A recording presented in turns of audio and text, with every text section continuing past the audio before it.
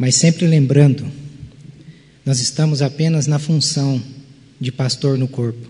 Pastor é Jesus Cristo, é Ele que é digno de ser adorado, é Ele que é digno de ser glorificado. E todas as vezes que nós precisarmos de um pastor, inclusive nós que estamos na função de pastor, nós vamos recorrer à mesma pessoa, que é Cristo. Ele é o nosso exemplo, Ele é digno de ser glorificado. E mesmo na função de pastor, nós devemos sempre ter em mente que pastor é Jesus. Ele é o pastor. Nós somos ovelhas. Nós precisamos dele. Quero agradecer pelo carinho de vocês, pela lembrança, mas eu não poderia deixar de destacar e de glorificar o nosso Jesus. Tá bom, meus irmãos? Muito obrigado pelo carinho. Mas glória e honra a quem é digno. Só Ele. Só Ele. Pai, nós te convidamos, Espírito Santo de Deus, vem fazer parte deste culto, Senhor. Venha nos conduzir neste momento na Tua presença, que haja poder nas palavras ao serem expostas, que haja unção para quebrar o jugo, despedaçar, ó Deus, grilhões, em nome de Jesus. Queremos também agradecer pela vida do nosso diaconato, pela vida dos membros dessa comunidade, pela vida daqueles que entraram aqui talvez pela primeira vez, daqueles que já estão nos visitando por várias vezes. Nos abençoe aqui hoje, com a Tua presença, enchendo-nos de sabedoria, de entendimento, para que com clareza, com intrepidez e ousadia, a Tua palavra seja pregada. Em nome de Jesus oramos. Amém. Irmãos, como eu tenho sequenciado uma exposição da segunda carta de Paulo aos Coríntios, hoje nós chegamos no capítulo 10. Eu estou desde o começo do ano, capítulo por capítulo, nos dias da minha escala, e estou com vocês estudando esta segunda carta que Paulo escreve aos Coríntios. E antes de nós lermos o capítulo 10, eu gostaria de dar um contexto, porque aparentemente haverá um período de contradição até o momento em que nós chegamos, porque do capítulo 1 até o capítulo 7, muitos teólogos dizem que foi uma carta escrita depois do capítulo 10 até o 13. A maior parte dos teólogos dizem que tem uma carta que foi perdida no meio da história, no meio da igreja. Essa carta talvez fosse a segunda carta, que a primeira, na verdade, é a segunda. Melhor, a que perdeu é a primeira. A primeira que nós temos é a segunda. E essa parte do capítulo 10 até o capítulo 13 da segunda carta faz parte da primeira carta, daquela que se perdeu talvez.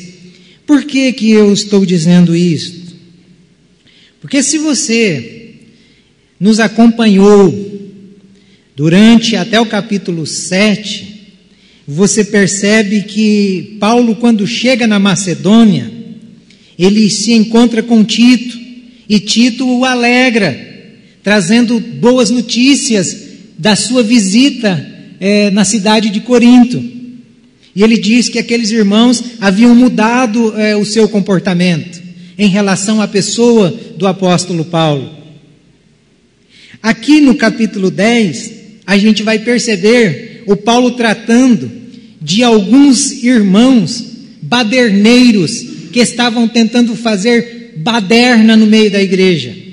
Então, tudo indica que esta parte faz parte da primeira carta, porque Paulo, quando encontra com Tito, Tito já diz que esse problema já havia sido sanado, mas no capítulo 10 ele é retomado. Então, está aqui o grande causador e objetivo que qualifica do capítulo 10 ao capítulo 13, fazendo parte de uma outra carta e não desta segunda carta. E o texto da nossa reflexão vai nos sugerir observarmos 3 atitudes do baderneiro religioso. 3 atitudes do baderneiro religioso. Capítulo 10 fala disso. Gente que estava na igreja para causar baderna na igreja, bagunça, confusão, intriga, discórdia. Capítulo 10 fala disso. E do verso 6 ao verso 15, é uma leitura um pouco extensa, eu não vou projetá-la, mas eu vou pedir para o Juliano, que está com o microfone, fazer essa leitura, por favor, do capítulo 10. Pode ler do verso 1, eu acho que vai ser melhor, do verso 1 até o verso 18. Eu pus ali até do 7 ao 12, mas é melhor a gente ler o capítulo inteiro, porque eu vou destacar algumas partes dos textos lidos. Por favor. 2 Coríntios 10, 1. Eu, Paulo, pela mansidão e pela bondade de Cristo, apelo para vocês. Eu que sou humilde quando estou face a face com vocês, mas audaz quando estou ausente. Rogo-lhes que, quando estiver presente, não me obriguem a agir com audácia, tal como penso que ousarei fazer, para com alguns que acham que procedemos segundo os padrões humanos. Pois, embora vivamos como homens, não lutamos segundo os padrões humanos. As armas com as quais lutamos não são humanas, pelo contrário, são poderosas em Deus para destruir fortalezas. Destruímos argumentos e toda pretensão que se levanta contra o conhecimento de Deus e levamos cativo todo o pensamento para torná-lo obediente a Cristo. E estaremos prontos para punir todo o ato de desobediência, uma vez completa a obediência de vocês. Vocês observam apenas a aparência das coisas. Se alguém está convencido de que pertence a Cristo, deveria considerar novamente consigo mesmo que, assim como ele, nós também pertencemos a Cristo.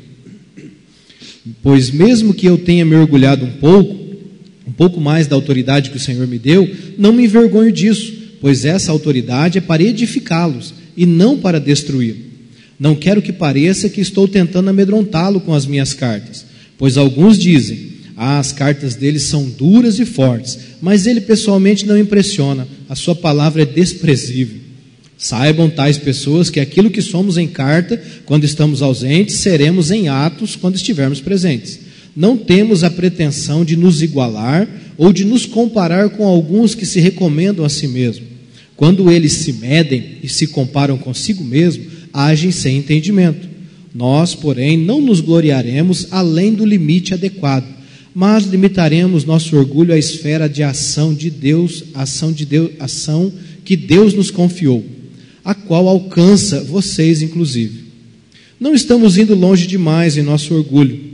Como seria o caso se não tivéssemos chegado até vocês, pois chegamos a vocês com o Evangelho de Cristo. Da mesma forma, não vamos além de nossos limites, gloriando-nos de trabalho que outros fizeram.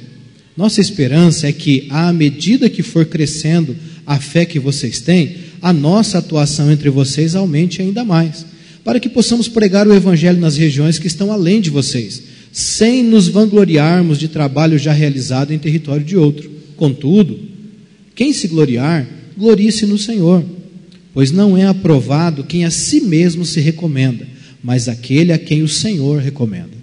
Amém. Essa leitura ela é extensa, mas assim, quando ela é feita, automaticamente você já vai, o seu ouvido já vai sendo desperto para os gritos que o texto está demonstrando através das atitudes daqueles baderneiros que estavam dentro da igreja.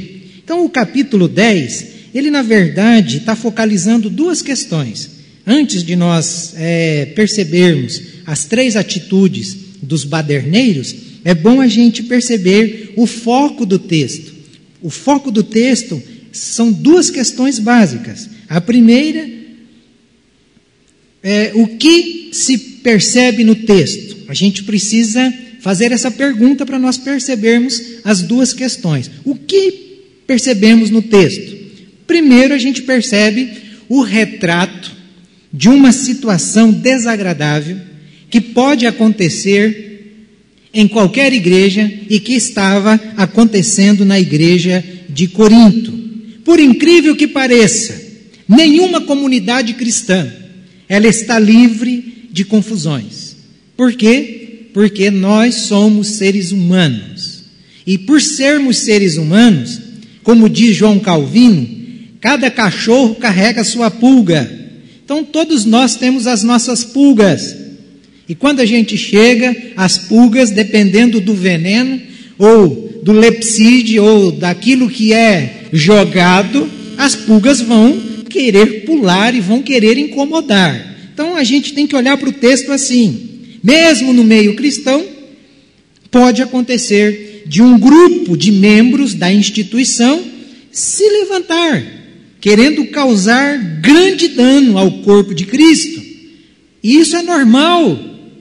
Porque Jesus Cristo diz que no meio da igreja dele, no meio da lavoura dele, tem o joio e tem o trigo.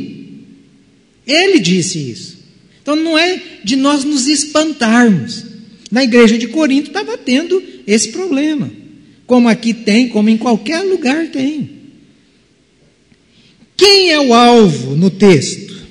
É a segunda questão que a gente precisa descobrir. O alvo aqui das críticas, das acusações, é o apóstolo Paulo.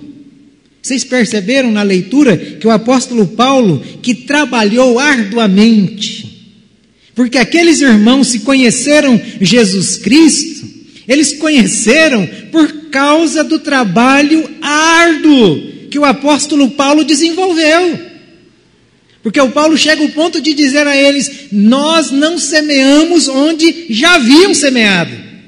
Em outras palavras, Paulo está dando um tapa de pelica, dizendo: se vocês conhecem Jesus Cristo e foram transformados por Jesus Cristo, é porque nós viemos aqui.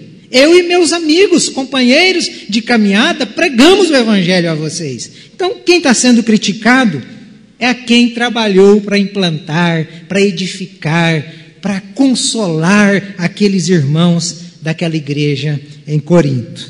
Normalmente, o alvo de críticas, o alvo de acusações, sempre será o líder do ministério, o pastor da igreja, sempre será aquele que está à frente, ele que será o alvo das críticas.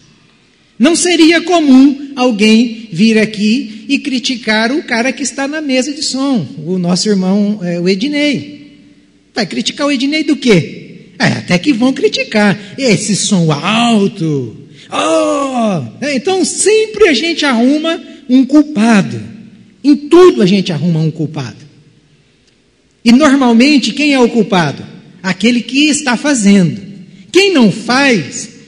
bem diz aquele ditado, né? A gente taca pedra em cachorro morto. Não, a gente taca pedra em cachorro vivo. Então não é anormal alguém não falar mal de mim, alguém não falar mal de qualquer um que faça uso disso daqui, ou que esteja à frente de algum ministério. Não é normal alguém falar mal do cara que é o chefe, o patrão lá da... É ou não é?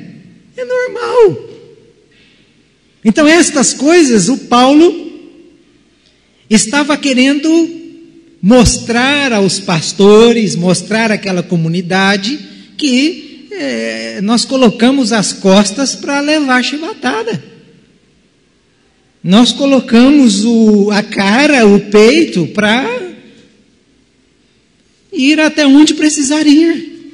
Mas o que nós não podemos deixar de fazer é o que o Paulo não deixou. Em nenhum momento Paulo foi omisso. Em nenhum momento Paulo alisou e passou a mão na cabeça de gente que não queria ser tratado pelo Evangelho. Em consequência disso, apanhou bastante, foi preso. E é consequência. Então, a primeira atitude do baderneiro religioso, e o baderneiro religioso é aquele que está na igreja, ele é até membro da igreja. E o baderneiro religioso, a primeira coisa que ele tenta fazer, a primeira atitude dele na igreja é gerar descrédito pastoral. Inclusive hoje, bem hoje, no dia que os homens que criam essas coisas, celebram o dia do pastor. Olha como que esse texto calhou, mas bem no dia. A primeira coisa do baderneiro, alguém que quer fazer confusão na igreja, a primeira coisa que ele faz é gerar descrédito na figura do pastor. O verso 2 e o verso 11, Paulo está escrevendo o verso 2 para demonstrar àqueles irmãos o fruto do Espírito que estava nele. Ele pede: rogo-lhes que quando eu estiver presente, não me obriguem a agir com audácia, tal como penso que ousarei fazer, para com alguns que acham que procedemos segundo os padrões humanos. Então Paulo está querendo evitar que a sua chegada na igreja fosse uma chegada conflitante. Ele queria chegar já com os problemas resolvidos através da carta que ele escreve. Aí o verso 11 diz: saibam tais pessoas que aquilo que somos em carta, quando estamos ausentes, seremos em atos, quando estivermos presentes. Então o Paulo aqui está sendo desacreditado e criticado pela carta que ele escreve. Eles estão achando que Paulo fosse um homem covarde, um homem que fosse duro apenas nas cartas. Irmãos,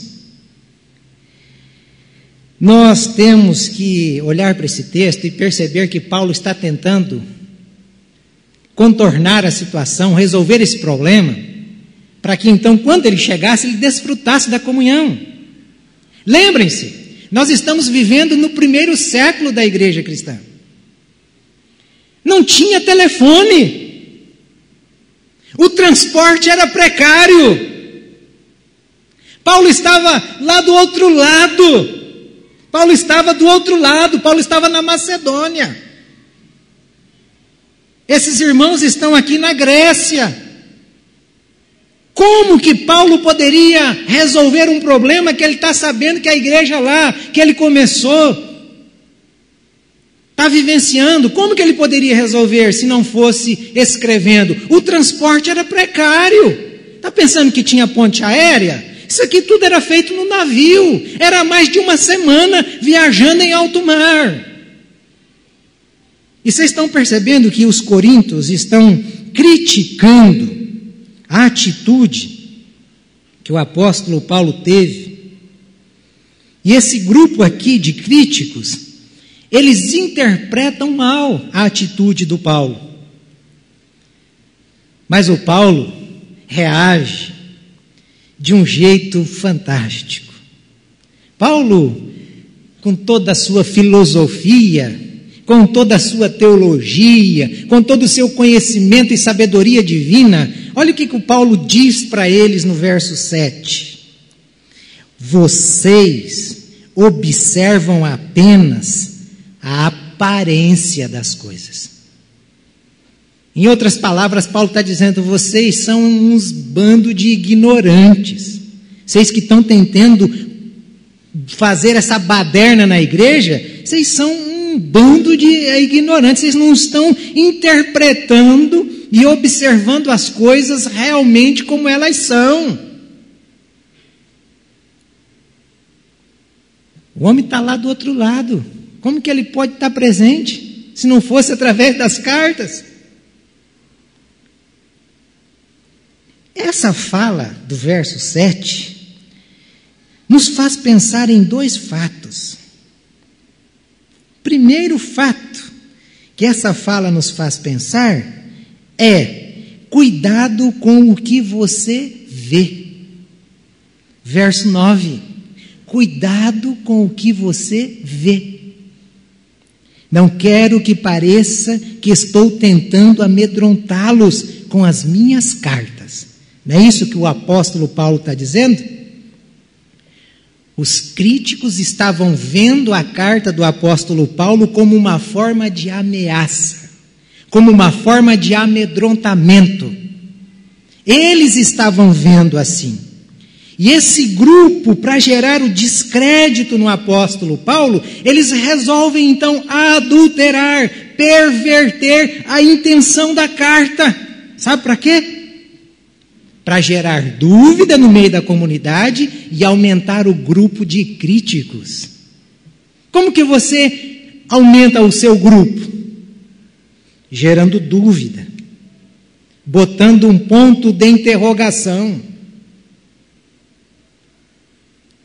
desacreditando. Então, a gente tem que tomar bastante cuidado com o que a gente está vendo, ou com aquilo que querem fazer nos ver. Devemos tomar muito cuidado. Sabe aquele tipo de gente que chega assim, bate no seu ombro e diz: você viu aquilo? Tome cuidado. Porque talvez você não viu aquilo que a pessoa está vendo, e ela está te induzindo a ver o que ela viu, e que pode não ser verdade. A Bíblia conta que antes de nós tirarmos a segunda conclusão, é melhor, né, a gente pedir para Jesus nos dar um toque. Lembram daquele homem que era cego?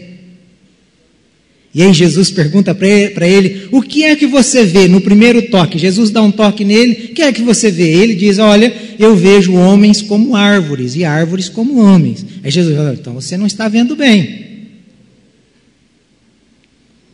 Antes de você chegar à conclusão daquilo que estão te mostrando, peça para Jesus te dar o segundo toque, para que os seus olhos verdadeiramente sejam abertos e você consiga enxergar realmente aquilo que é, e não aquilo que querem te fazer ver. Façam isso, para que você não veja o homem como árvore, e a árvore como homem. Segunda coisa que a gente pode pensar aqui, é não só com o cuidado com o que a gente vê, mas cuidado com o que a gente ouve. A coisa mais fácil que tem é a gente construir um discurso negativo de alguém. É a coisa mais fácil. Difícil é nós construirmos, nós tecermos um texto, destacando as qualidades, as virtudes do outro. Quer um exemplo? Se nós fôssemos dentro de um presídio e ficássemos lá cara a cara com um bandido, e nos dessem um papel e dissessem: fale 10 coisas ruins que esse cara, que você percebe nele. Eu acho que menos de 1 minuto a gente encheria uma lauda. Agora, se o texto fosse ao contrário, observe e perceba nesse ser humano. 5 virtudes. Seria muito difícil. Então tome cuidado com o que você ouve, porque pode não ser. Pode não ser verdade. O verso 10, o Paulo diz: pois alguns dizem, as cartas dele são duras e fortes, mas ele pessoalmente não impressiona, e a sua palavra é desprezível. Não basta então distorcer visualmente aquilo que a gente vê, mas agora esse bando de crítico, de baderneiro, eles querem distorcer não só a imagem, mas também a aparência, o discurso, ou a prédica, ou a escrita, ou a fala, ou a pregação que o apóstolo Paulo estava fazendo para aqueles irmãos da igreja. Já viu quando acaba o culto, chega aquela pessoa do seu lado e diz assim: que pregação hoje, hein? Fala sério, hein? Poxa vida! Observe, ouça, ainda mais quando ela é confrontante, quando ela vem de encontro ao nosso jeito pecaminoso, ao nosso jeito avarento, ao nosso jeito mundano de se viver. Esse tipo de discurso que confronta e coloca o homem diante do pecado dizendo: arrependa-se, muda o seu jeito de viver. Se você quer viver com Cristo, é do jeito de Cristo. Cristo não entra no nosso caminho, a gente é que precisa andar no caminho de Cristo.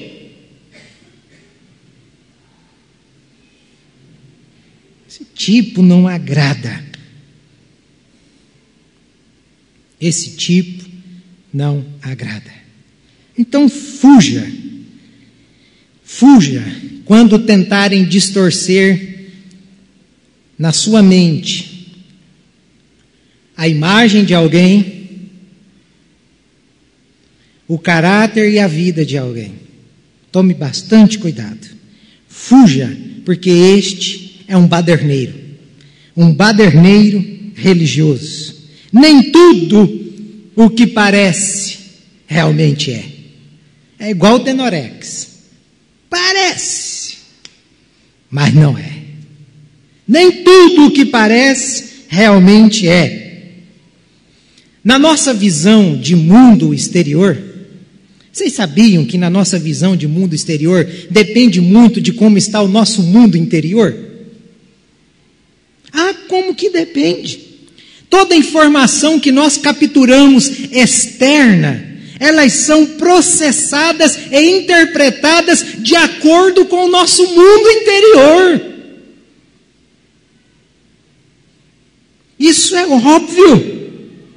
Isto é tão óbvio que o problema não é o que eu vejo fora, não é o que eu ouço fora. O problema é o que eu vejo por dentro. É o que eu ouço por dentro, é como está o meu mundo interno. Quer um exemplo bíblico disso? De que a nossa visão interior é que define a visão exterior? Lembram de Números?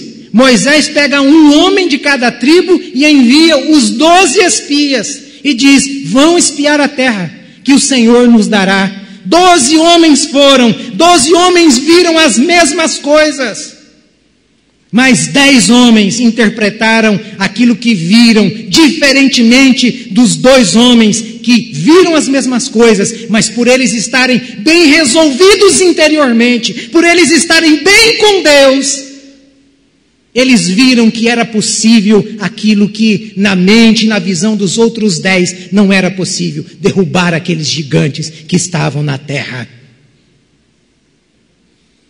O que determina o que a gente vê fora é o que está dentro.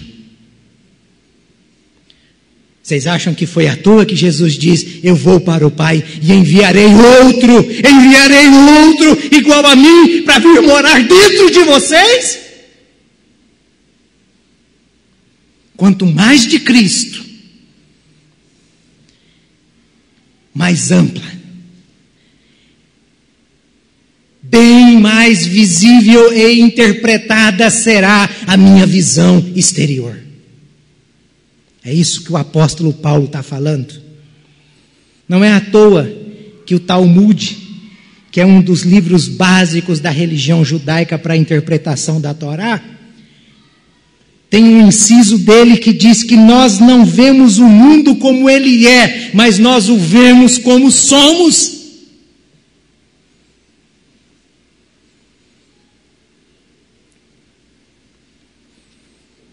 Nós o vemos como somos. Então, esse é o grande problema, na verdade, do recalque ou do recalcado. O recalcado quer nos fazer ver e ouvir aquilo que ele é, porque ele é recalcado.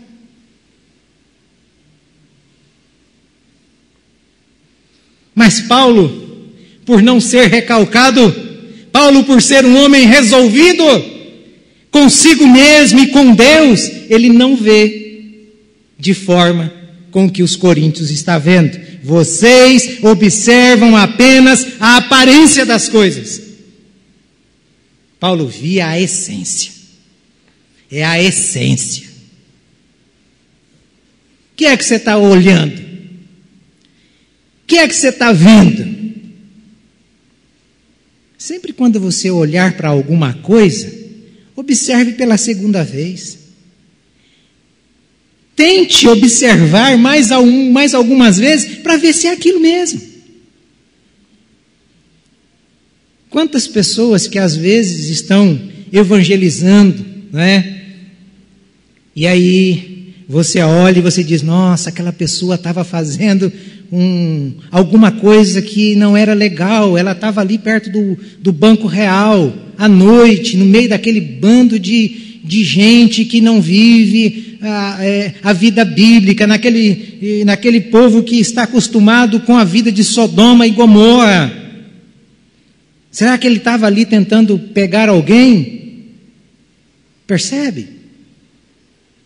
Talvez essa pessoa estava ali fazendo o que eu e você não temos a coragem de fazer.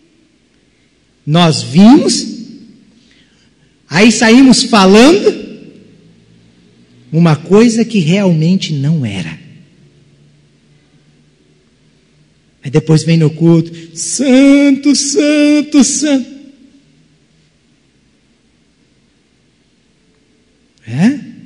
Aí Deus olha e fala: santo, santo o quê, rapaz? Cala a tua boca. Em segundo lugar,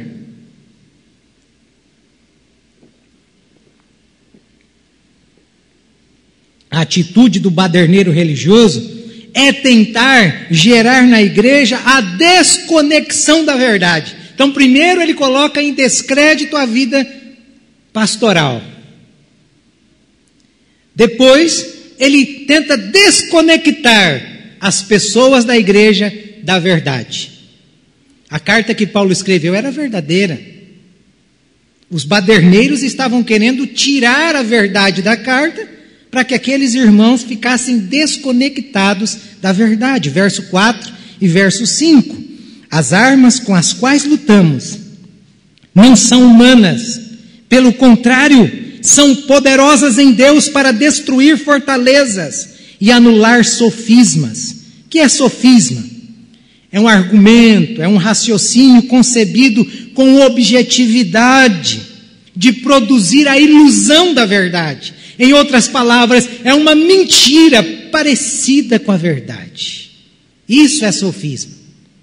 E o Paulo está dizendo que estas pessoas, elas geravam sofisma. O baderneiro, ele desconecta você da verdade através de um sofisma, através de alguma coisa parecido com a verdade. E tem lógica. Tem até uma certa lógica. Quer ver um exemplo? Por exemplo, a quebra de maldição. Não tem uma lógica? Se você observar, parece que tem uma lógica.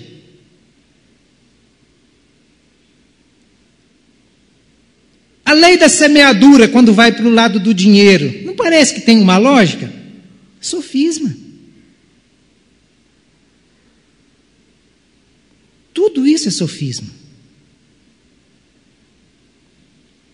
Aí o verso 5 ele diz: destruímos argumentos e toda pretensão que se levanta contra o conhecimento de Deus e levamos cativo todo o pensamento para torná-lo obediente a Cristo. Entenda só uma coisa: a Bíblia não é o livro das religiões. Apesar das religiões usarem a Bíblia. Aí você vê aquela pessoa toda cheia de sofisma, chega e fala: ai, eu fui lá no centro espírita e eles comunicaram com meu filho que morreu. Eles leram até a Bíblia, Deus está lá. Fui aqui na maçonaria, leram a Bíblia.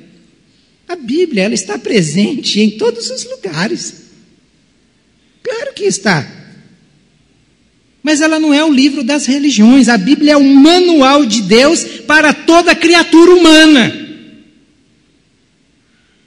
A Bíblia funciona para que eu e você saibamos o que precisamos fazer, o que precisamos mudar, qual o rumo de vida que precisamos tomar. Não é para que os outros leiam para nós, mas é que nós possamos lê-la e transformar o nosso jeito de viver. Então aqui vocês percebem que Paulo vai usar uma linguagem militar com dois objetivos. Por que Paulo usa essa linguagem militar? Um cara que gostava de se hospedar na cadeia, então, coitado dele, onde ele ia só sobrava para ele cadeia, os hotéis estavam cheios, eu não sei o que acontecia, mas Paulo, pela pregação dele, era cadeia e cacete. Só isso que sobrava para esse homem. E ele usa uma linguagem militar, você percebe isso nos textos que eu destaco aí em cima mesmo. Primeiro, para destruir o triunfalismo. Triunfalismo é essa imagem aqui, ó. Isto aqui é triunfalismo.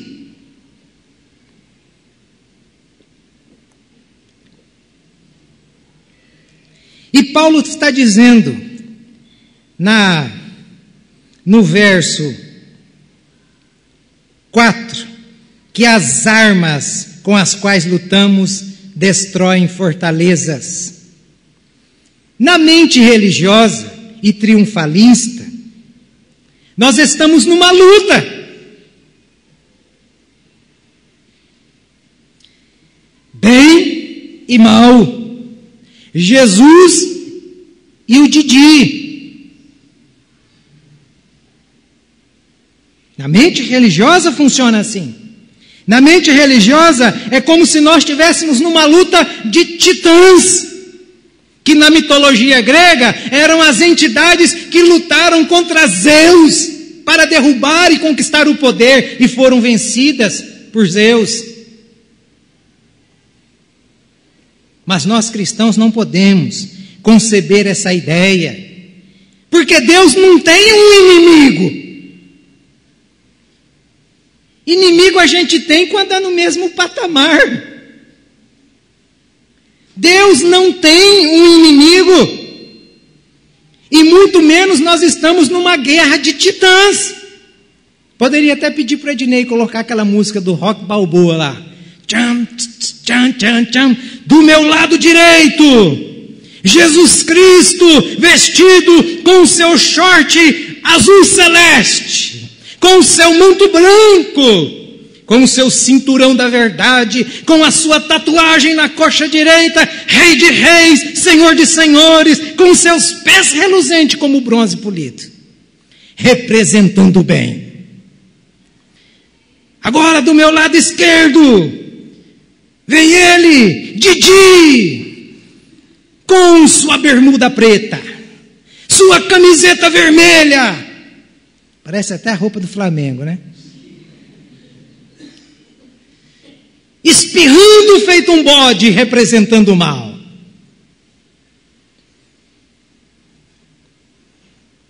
Querem colocar isso na nossa cabeça. Você acha que Deus tem um inimigo? Deus não tem um inimigo.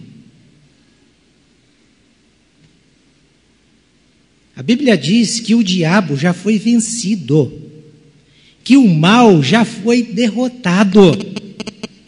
Agora você vai sair daqui distorcendo, tá? Dizendo que o pastor da igreja disse que o diabo não existe. Eu estou dizendo que ele não é inimigo para lutar com Deus, porque ele já está vencido, já está julgado.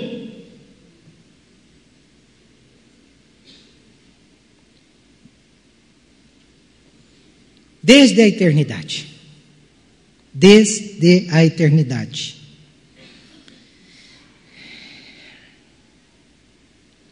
Segundo objetivo, para incentivar o conhecimento. Paulo está usando uma linguagem militar para incentivar o conhecimento. Destruímos argumentos que se levantam contra o conhecimento de Deus. Destruímos argumentos. Como que você destrói um argumento? Com oração?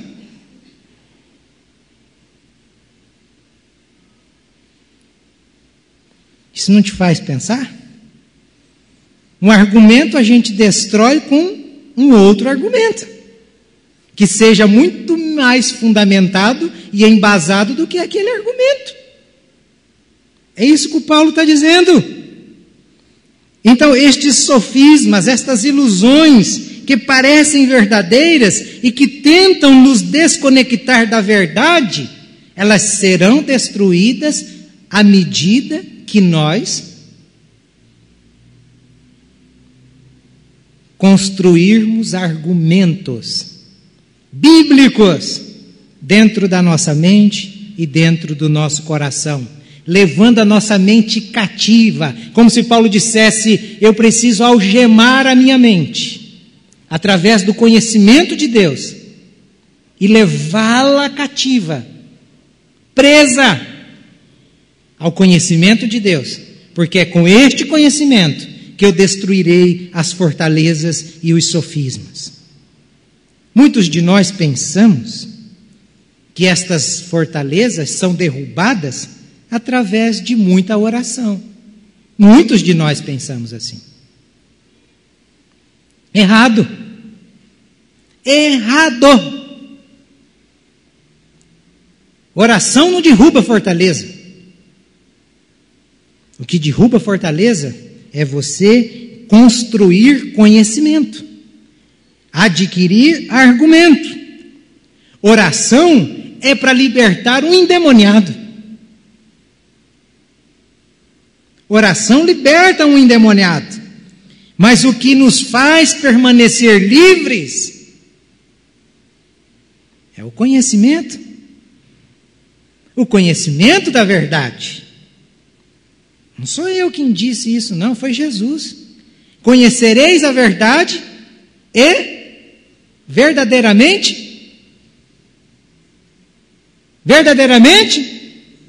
sereis livres. Porque ele não disse: orem pela verdade e continuem orando que vocês serão livres. Conheçam a verdade, se vocês querem verdadeiramente serem livres. Então, o que nos liberta dos sofismas é o conhecimento da verdade. Do que é que você está armado? Que arma você carrega? A arma que nós precisamos carregar é a arma da verdade, se quisermos sermos livres.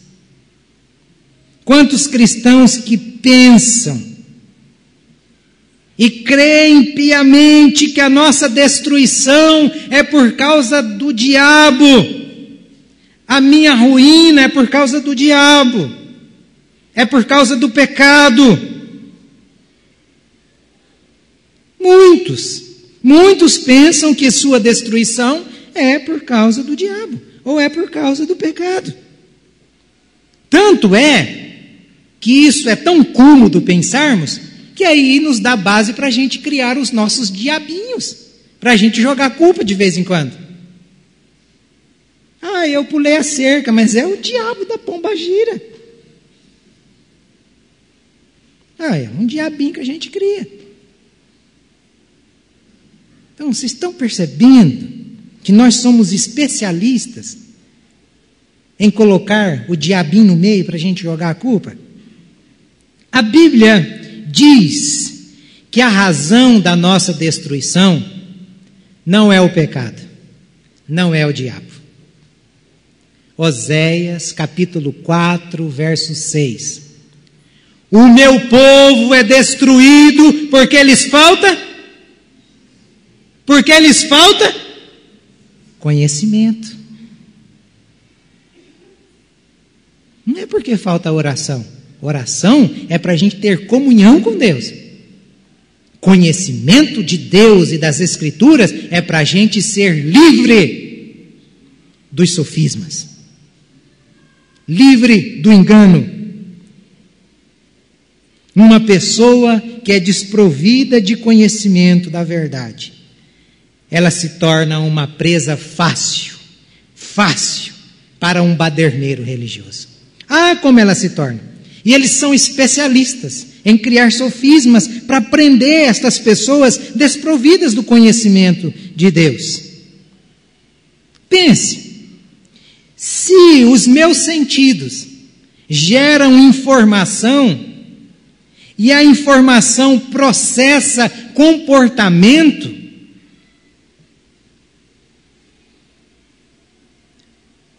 o baderneiro da fé ou da religião, ele vai tentar distorcer a verdade através dos seus sentidos, para que a informação que você processe gere um comportamento ilusório, não verdadeiro. Por isso que o conhecimento liberta, mas a falta de conhecimento, usada através dos sofismas, adestra. O que tem de gente dentro das igrejas adestrados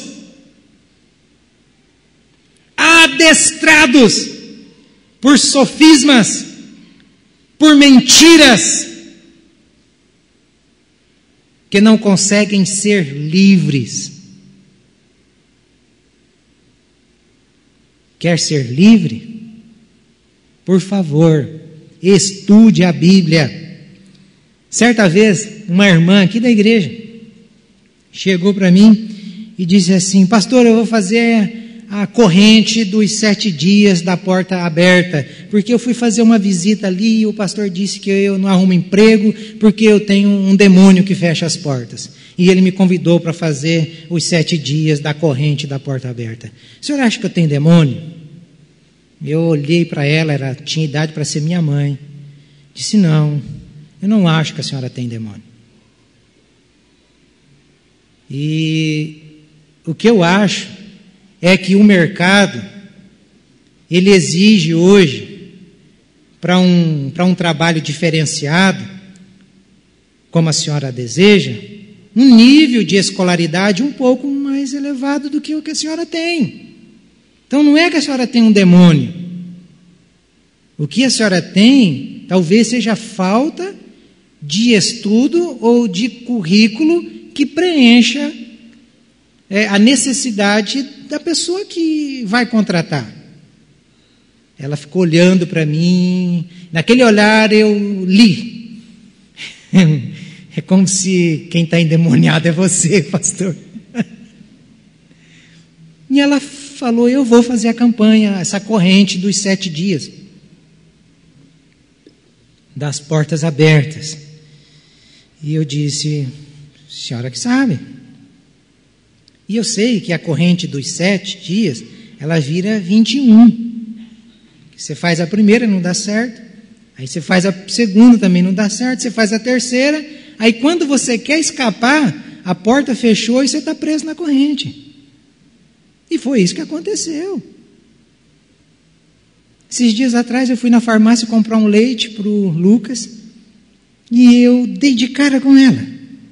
Aí perguntei, minha irmã, paz, tudo bem? E aí, a senhora conseguiu já o emprego? Ela, chateada, abaixou a cabeça. Pastor, aquele emprego eu ainda não consegui, mas estou batalhando. Eu disse comigo, está batalhando, mas para escapar dessa corrente agora, você está frita. Porque, gente, é difícil você tirar um sofisma de alguém. Você tirar essa mente triunfalista dessa queda de braço de Satanás e Deus, bem ou mal, tudo está nas tuas mãos. A gente se sente até Deus. Terceiro e último lugar, eu estou sem relógio aqui, eu estou meio cego, está faltando 10:50 lá, 8:55, deixa eu correr aqui para acabar isso daqui agora. Senão vão me apedrejar. A terceira atitude do baderneiro religioso é tentar gerar na igreja autopromoção. Então, primeiro, ele quer desacreditar a figura do pastor. Segundo, ele quer gerar uma desconexão das pessoas à verdade. E em terceiro, ele tenta se autopromover.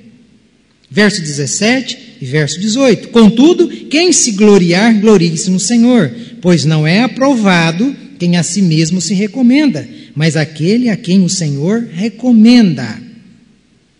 Essa atitude de autopromoção, ela é muito antiga. Ela começou lá no céu. Lúcifer ficou olhando para si mesmo e dizendo, nossa, como eu sou bonito. Oh, que maravilha! Olha que bichinho brilhoso, inteligente, estou sentado num trono. Ele olha para Deus e diz, ai, que homenzinho feio. Ah, eu sou mais bonito que ele. Vou fazer um trono acima do dele. Comparou. Está percebendo como é complicado esse negócio de comparação? Quantas mulheres que comparam o marido, né? Ai, olha o marido de fulana, é tão bom. Esses dias atrás, conversando, aí uma pessoa diz, depois de 15 anos de casado, eu fui descobrir que o meu marido estava me traindo. Aí ela disse, e as outras pessoas olhavam, viam como ele me tratava bem. Acho que até as mulheres diziam, como eu queria ter um marido assim. Aí, vai, filha, vai comparar. Então o Lúcifer quis fazer essa comparação. Jesus, em Lucas 10, 18, disse que ele viu Satanás caindo do céu como um relâmpago. E o caminho da autopromoção, normalmente ele inicia com a comparação. Seja ela financeira, seja ela intelectual, seja ela emocional, seja ela o tempo de igreja, a função que a pessoa tem. Quantas pessoas que talvez por estar na função de pastor, ele acha que ele é Deus? Quantos? Que por cantar ele é o Elvis Presley. Então, irmãos, normalmente o baderneiro, ele vai tentar se comparar. E nessa comparação, ele usa o argumento, Paulo diz, olha, identifique esse tipo de gente através do verso 10, pois alguns dizem, as cartas dele são duras e fortes, mas ele pessoalmente não impressiona, e a sua palavra é desprezível. Vamos dizer, não, o Paulo é um coitado, bom mesmo sou eu, conhecimento profundo quem tem sou eu. É o que esses irmãos queriam fazer com o Paulo. Então Paulo classifica essa autopromoção como algo insensato. Quem se gloriar, glorie-se no Senhor.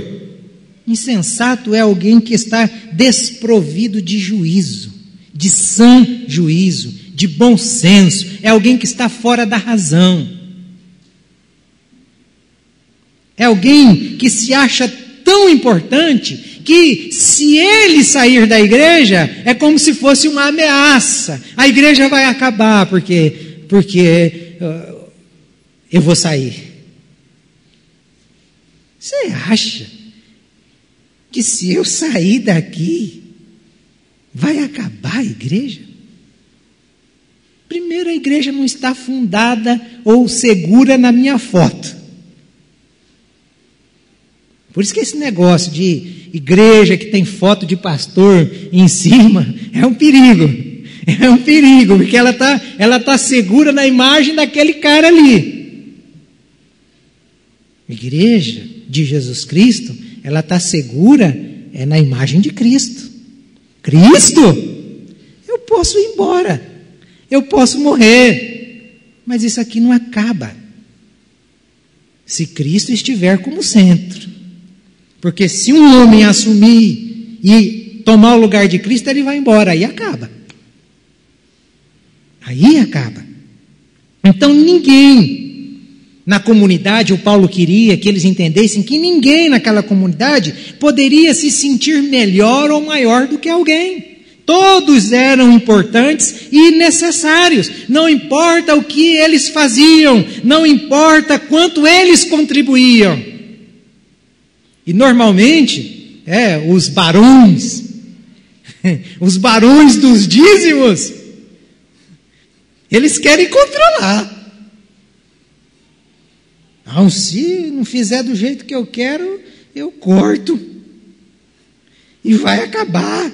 Vai acabar nada. Não acaba não. A fonte é outra. A fonte é inesgotável. O que eles queriam, na verdade, era desacreditar o Paulo para eles assumirem o lugar de Paulo. Era o que esses baderneiros queriam.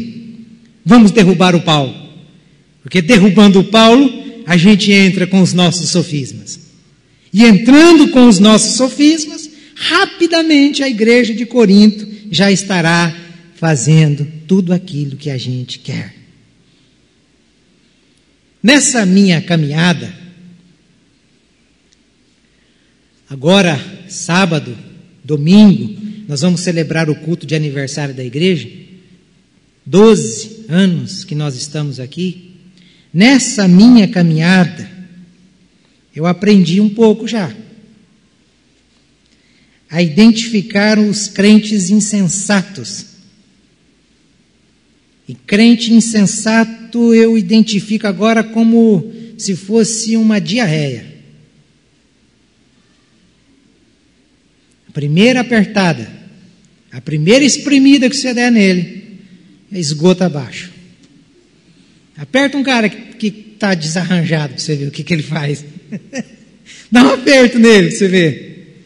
Esgoto abaixo. Então o Paulo está dizendo que isso é insensato. Ele também vai dizer que é algo reprovável.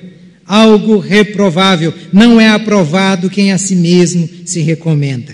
Sabe aqueles tipo de pastor que chega, ele é itinerante, aí ele chega na cidade e diz, eu sou pastor e eu preguei em tal igreja, eu quero pregar aqui também. Quantos que já vieram aqui? Eles batem ali na porta, eu sento com eles e digo, não, aqui você não vai pregar, eu não te conheço. Eu não te conheço, qual é a sua igreja? Pastor tem ovelha, quais são as suas ovelhas? Gente que quer chegar e entrar pela janela. É fácil subir num púlpito onde a igreja já está reunida, onde alguém trabalhou bastante, muito tempo foi plantado, e aí você falar o que você quer é fácil.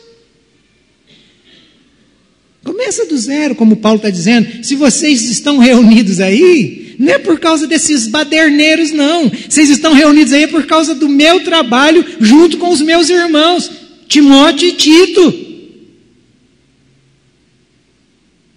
Olha como que Paulo faz. Então, Paulo não tolera esse tipo de gente que chega se recomendando ao ministério. Sabe esse tipo de gente que chega, ele vem de outro lugar, ele chega e diz, lá eu fazia isso, lá eu fazia aquilo outro, lá eu, e eu. Aí agora eu já identifico, pronto, mais uma diarreia para mim. Agora eu já vou evitar a diarreia. Lá você fazia, aqui você não vai fazer nada, vai ficar sentado. Até passar essa diarreia, até esse eu ir para a cruz, esse eu morrer. E Paulo facilita a vida pastoral, identificando no verso 12, nós não temos a pretensão de nos igualar ou de nos comparar com alguns que se recomendam a si mesmos. Quando eles se medem e se comparam consigo mesmos, agem sem entendimento. Rapaz, mas você viu que sermão que eu preguei, hein? Agora, você viu aquele sermão de domingo? Não, esse não dá para engolir. Não é assim. Não é assim que funciona. Não é assim. Então entenda, quando Deus levanta um homem, este não fala de si, ele não se ufana. Esses dias eu estava assistindo aqueles DVDs do Augusto Nicodemos, quando ele veio aqui. Ele fez pós-doutorado nos Estados Unidos, em nenhum momento ele diz, olha, eu estudei lá nos Estados Unidos, fiz isso, fiz aquilo outro. Nenhum momento. Nenhum momento. Ouça o Hernandes Dias Lopes. Ouça o Ariovaldo. O próprio Ricardo Bitum. Não se ufana, não se recomenda, não fala de si, não se endeusa. Esse tipo de gente é homens que Deus levanta. Eles não precisam de púlpito, eles não precisam de indicação, eles não precisam de oportunidade para aparecer e para dar o show. Você não vai deixar eu pregar aí não? Então eu vou sair da igreja. Vai com Deus. Vai com Deus e Nossa Senhora, diabo atrás tocando viola, não é assim? O ditado, minha avó dizia isso. Vai com Deus. Vai sair? Vai com Deus. Então, nós precisamos apenas expor o Evangelho. Adorar a Deus, servir a Deus, sem pretensão, sem título. Lá eu era pastor e aqui eu vou ser o quê? Não sei. Aqui você vai ser um irmão que deve servir a comunidade. É simples assim. Um homem de Deus, então, ele nunca vai olhar para si com uma lente de aumento. Nunca. Ele não pode se sentir o último biscoito do pacote. Eu sou o cara. Não. Isso não pode. Se ele vai se gloriar, ele tem que se gloriar em quê? Na cruz de Cristo e no Cristo crucificado.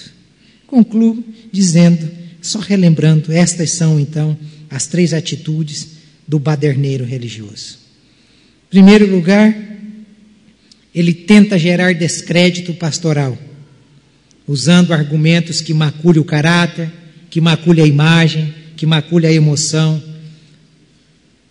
do pastor, do líder ministerial. Em segundo lugar, ele vai tentar desconectar os crentes da verdade.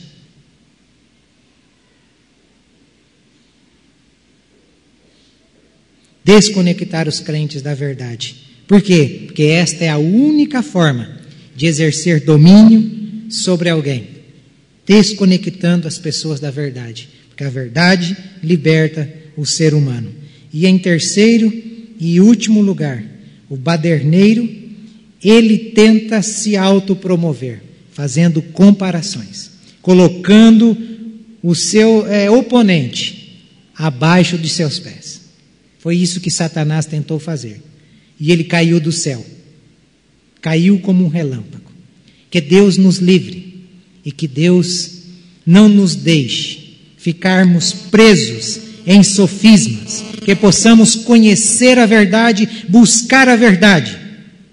Aí você pode estar daí na sua cadeira dizendo: pastor, mas eu tenho todo o direito de pensar com a minha mente triunfalista, porque eu sei o quanto é difícil de tirar um sofisma da sua cabeça. Você pode continuar pensando que o bem e o mal estão lutando.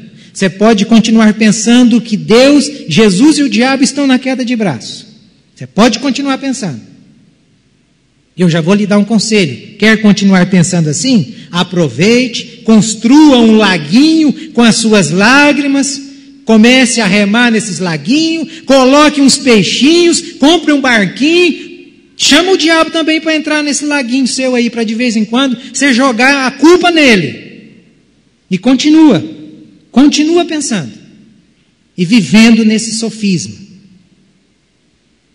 Eu só quero que você lembre de uma coisa: Jesus veio para nos libertar, e a palavra de Deus nos liberta de todo sofisma. Que Deus nos ajude e nos livre dos baderneiros da religião. Amém.